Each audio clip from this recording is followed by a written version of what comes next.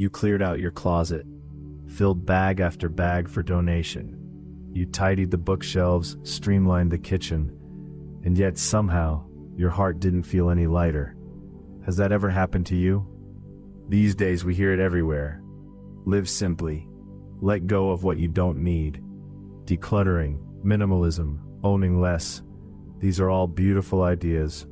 But I wonder, how many of us have sorted every drawer, silenced every notification, and still felt a quiet restlessness humming inside? Reducing what we own and finding peace in our hearts. They can feel like the same thing, but perhaps they are something else entirely. Today, I'd like to explore what it truly means to live simply, through a conversation the Buddha once had with a wealthy merchant, and what that ancient exchange might quietly offer us today. About 2,500 years ago, in ancient India, there lived a very wealthy merchant. His name has not been passed down to us, but the Buddhist texts describe him simply as one who kept many storehouses. He wore robes of fine silk, lived in a grand estate, and his storerooms overflowed with grain and jewels. People around him envied his life, and yet the man himself, every night, lay awake, staring at the ceiling. One day, while traveling, this merchant happened upon a sight that stopped him in his tracks. Beneath a tree sat the Buddha, wearing a single simple robe, carrying nothing but one bowl, and wearing on his face the most peaceful expression the merchant had ever seen. The merchant drew closer and asked, "You have almost nothing, and yet you look so serene. I have so much, and I have not known a single day of true rest." The Buddha smiled gently and said, "You do not suffer because you have many things. You suffer because many things have you." The merchant felt something catch in his chest. The Buddha continued, "The grain in your storehouse, do you not lie awake fearing it will run out? The jewels in your home, do you not worry someone will take them? Everything you believe you possess is in truth possessing you." The merchant bowed his head and said quietly, "Then should I give it all away?" The Buddha gently shook his head. "You do not need to give it away. Simply loosen your grip. You may hold things, but do not hold them so tightly that losing them would shatter you." The merchant sat in silence for a long while, turning those words over in his heart.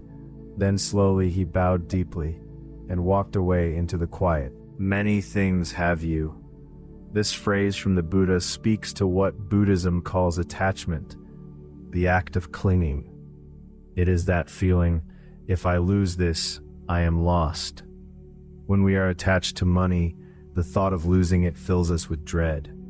When we are attached to status, anyone who threatens it begins to feel like an enemy. When we are attached to our youth, every glance in the mirror brings a quiet ache. None of these things are wrong to have. The question is not what we hold, it is how we hold it. The Buddha offered another image in a different teaching. You are the one gripping a burning coal with your bare hands. Open your hand, and the pain simply ends. This may sound a little sharp at first, but it is not a criticism. It is an expression of deep faith in you, the belief that you have the ability to open your hand. Buddhist teaching offers a gentle phrase for this, santosha in some traditions, or in the Pali, few desires, knowing sufficiency, contentment with what is. This does not mean erasing all desire. It means arriving at a place where you can feel sincerely, what I have right now, it is enough. To live simply is perhaps not about owning less. It is about finding the version of yourself who can genuinely say, this is enough. And there is one more thing I want to stay with. The Buddha did not tell the merchant to give everything away. He said, loosen your grip, just a little. There is such tenderness in that word, just a little. You do not have to transform overnight. You do not have to be perfect. Just a little softer. So, what are we gripping in our own lives today? Perhaps it is approval, how we're seen at work, the number of likes on a post, what people think of us. It's natural to care, of course it is. But if the first thing you do each morning is reach for your phone to check how people have responded, And if that shapes whether the whole day feels good or hollow, that may be what it looks like to be held by approval, rather than the other way around. Try something small. Before you check your phone in the morning, open a window and breathe in the outside air. Just that, one breath. In that one quiet moment, you might feel, just for a second, that today's version of you exists completely apart from anyone else's opinion. Another thing many of us grip tightly: comparison. They seem to have it all figured out. Why can't I? Often what we're really clinging to is an image of who we should be, and we suffer in the distance between that image and where we actually stand. Following the Buddhist teaching, we might pause and ask, am I truly lacking right now? There is work, there is food, there is someone who will listen. These things can feel ordinary, even invisible, but perhaps they are in fact quietly extraordinary. And one more, the calendar. Do you feel uneasy when a day has nothing scheduled, when there's open space and no plan? Empty time can feel frightening, and yet, it is often in empty time that the heart finally gets to rest. Just 30 minutes, once a week, no tasks, no plans. Give yourself permission to do nothing. Sip a cup of tea slowly. Watch the light change outside the window. This is not laziness. This is setting down one of the bags you've been carrying just for a little while. Living simply is not about enduring less. It is about knowing what truly matters to you, and gently, peacefully, releasing the rest.